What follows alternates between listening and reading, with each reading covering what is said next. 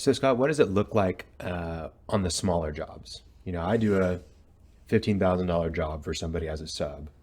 What does that look like? Is that still something that's going to go be covered? And yeah, Yeah. So depending on how we structure the policy, okay, and I don't want to make this too confusing. So there's people you send to us and we say, yeah, they look good. That's called named coverage.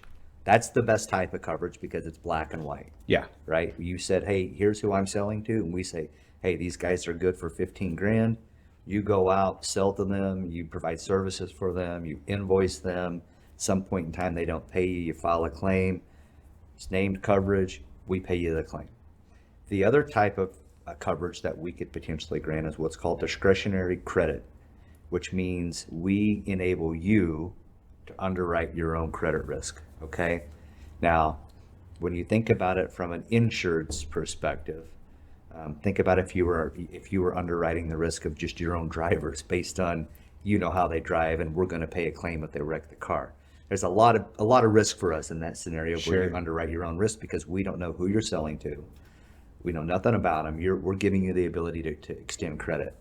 So if we were to structure a policy that says, hey, you can make your own decisions up to 20 grand, we generally attach a deductible to the policy. So there's a little bit more skin in the game for you, but you could still approve them up to 20 grand. And so in the event that ever resulted in a claim, we'll just say you did a couple jobs for them. A year and a half later, they quit paying you. You all of a sudden have to file a claim. Well, we don't know who they are because you never were granted named coverage. You self-approved them. You would have to provide us with what's called a qualifier at the time of the claim that you filed the claim. okay, And there's 4 different qualifiers. There's one, you had a credit application that you vetted.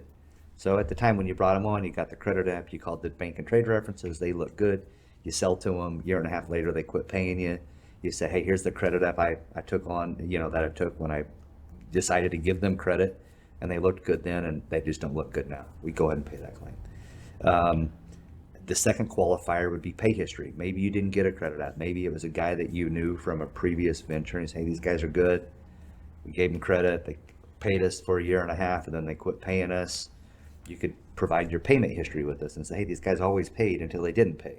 right, We would pay that claim. Okay. The third qualifier would be a credit report. So maybe you pulled a DUNS report on them or an Experian report and say, hey, the credit report looked good, so I gave them credit. They quit paying me. Here's the credit report. And then the last qualifier would be you had their financials, which generally nobody uses that as a qualifier. So Yeah. really one of the other 3 would be a qualifier. Financials can't be handwritten in pencil, right? They probably need to Yeah. come off a printer. Yeah, we do prefer that they come off of a printer. yeah, But they don't have to be audited. But yeah, but if you did have their financials, obviously that would work as a qualifier as well. I mean, gotcha. Really, it's amazing. Well, I think, love this. I think what's important for business owners as they start to even think about this insurance is just taking a step back and thinking about the customers they choose.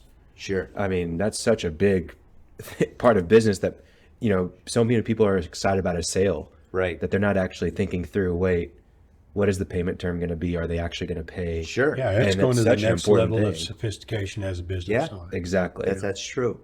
And that's a really good point. A lot of people are excited about the sales opportunity, but they fail to think is, hey, what's these people's ability to pay me?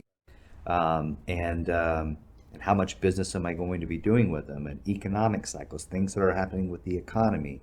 Interest rates are rising. That customers, how is how is their customer capitalized? How are they operating their business? Yeah, they're also relying on somebody's receivable. Everybody right. in the chain is relying on somebody's receivable, and it comes all the way back to me. That's right. If I don't pay, they all collapse. That's right.